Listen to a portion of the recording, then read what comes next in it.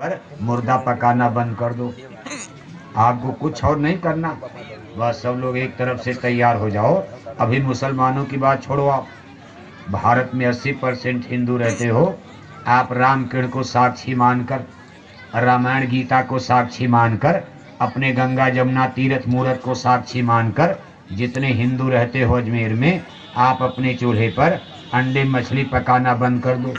बाद में मुसलमान इस चीज़ को समझ जाएंगे कि अजमेरी फ़कीर ख्वाजा मोइनुद्दीन चिश्ती साहब स्वयं वेजिटेरियन थे। ये देखो, जिनकी दरगाह पर सब लोग फूल माला चढ़ाने के लिए अजमेरी दरगाह में आते हैं, ख्वाजा मोइनुद्दीन चिश्ती साहब ये स्वयं ही शाकाहारी थे।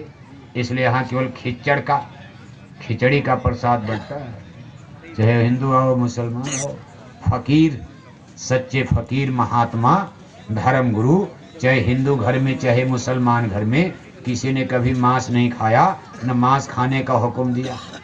पैगंबर मोहम्मद साहब जीवन भर कभी मांस नहीं खाए। जैसे भगवान राम कृष्ण ने नहीं खाया, ऐसे मोहम्मद साहब ने भी अपने जीवन में कभी मांस नहीं खाया।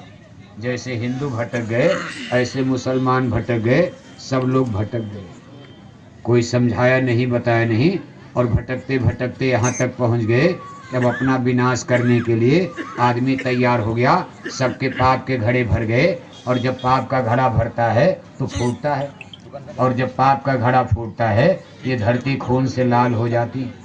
धरती को खून से लाल होने का देखो लक्षण नजर आ रहा है। इसलिए बचना भी है और बचाना भी है। प्रेमी भाई बहनों, आपको गुरु महाराज ने शाकाहारी जैकेट पहनाई।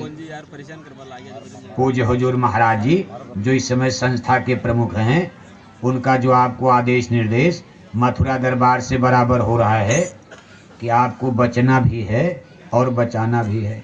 आगे आने वाले खराब समय से आपको अपनी भी रक्षा करनी है, और इस जनता जनार्दन को भी आप यथाशक्ति समझाते रहो।